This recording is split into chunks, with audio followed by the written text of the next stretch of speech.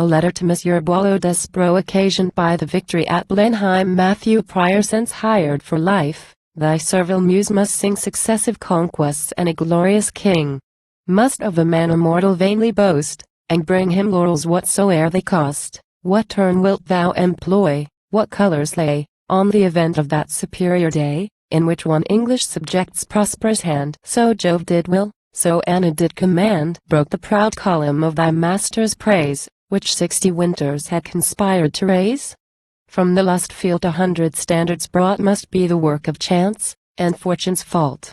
Bavaria's stars must be accused, which shone, that fatal day the mighty work was done, with rays oblique upon the Gallic sun. Some demon envying France misled the sight, and Mars mistook, though Lewis ordered right. When thy young muse invoked the tuneful nine, to say how Lewis did not pass the Rhine, what work had we with Wageningen, Arnheim, places that could not be reduced to rhyme? And though the poet made his last efforts, words, who could mention an heroic, words? But, tell me, hast thou reason to complain of the rough triumphs of the last campaign? The Danube rescued and the empire saved, say, is the majesty of verse retrieved? And would it prejudice thy softer vein to sing the princes Louis and Eugene? Is it too hard in happy verse to place the Vans and Vanders of the Rhine and Meuse, her warriors Anisons from Tweed and Thames, that France may fall by more harmonious names? Canst thou not Hamilton or Lumley bear? Would Ingoldsby or Palmes offend thy ear? And is there not a sound in Marlborough's name which thou and all thy brethren ought to claim, sacred to verse, and sure of endless fame? Cuts is in metre something harsh to read. Place me the valiant Gurham in his stead. Let the intention make the number good. Let generous Silvius speak for honest Wood, and though rough Churchill scarce in verse will stand, so as to have one rhyme at his command. With ease the bard reciting Blenheim's plain, may close the verse, remembering but the Dane. I grant, old friend, old foe, for such we are alternate as the chance of peace and war, that we poetic folks, who must restrain our measured sayings in an equal chain, have troubles utterly unknown to those who let their fancy loose in rambling prose. For instance, now, how hard is it for me to make my matter and my verse agree? In one great day, on Hochstedt's fatal plain, French and Bavarians 20,000 slain, pushed through the Danube to the shores of Styx, squadrons 18, battalions 26, officers captive made, and private men, of these 1,200, of those thousands 10. Tents, ammunition, colors, carriages, cannons, and kettle drums, sweet numbers these, but is it thus you English bards compose? With runic lays thus tag insipid prose. And when you should your heroes' deeds rehearse, give us a commissary's list in verse. Why, faith, Despreaux, there's sense in what you say. I told you where my difficulty lay, so vast, so numerous, were great Blenheim's spoils, they scorn the bounds of verse, and mock the muse's toils. To make the rough recital aptly chime, or bring the sum of galleys lost to rhyme, 'tis mighty hard. What poet would essay to count the streamers of my Lord Mayor's day? To number all the several dishes dressed by honest lamb last coronation feast? Or make arithmetic and epic meet, and Newton's thoughts in Dryden's style repeat? O poet, had it been Apollo's will that I had shared a portion of thy skill, had his poor breast received the heavenly beam, or could I hope my verse might reach my theme?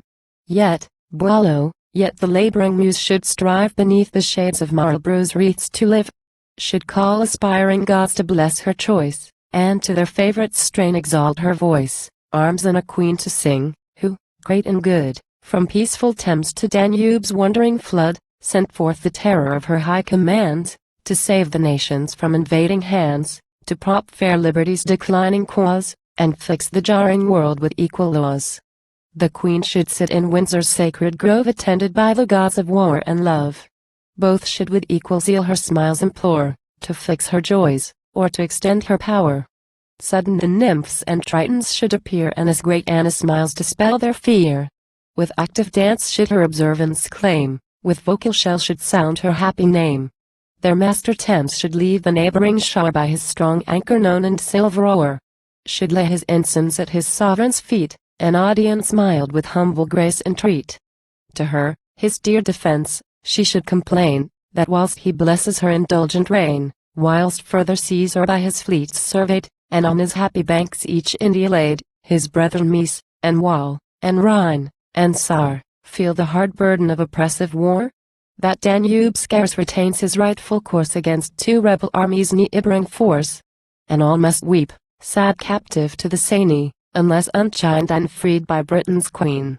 The valiant sovereign calls her general forth, neither recites her bounty nor his worth. She tells him he must Europe's fate redeem, and by that labor merit her esteem. She bids him wait her to the sacred hall, shows him Prince Edward, and the conquered Gaul. Fixing the bloody cross upon his breast, says he must die, or succor the distressed. Placing the saint an emblem by his side, she tells him virtue armed must conquer lawless pride. The hero bows obedient, and retires. The queen's commands exalt the warrior's fires. His steps are to the silent woods inclined, the great designs revolving in his mind, when to his side a heavenly form appears, her hand a palm, her head a laurel wears. Me, she begins, the fairest child of Jove, below forever sought, and blessed above. Me, the bright source of wealth, and power and fame, nor need I say Victoria is my name. Me the great Father down to thee has sent. He bids me wait at thy distinguished tent, to execute what Anna's wish would have.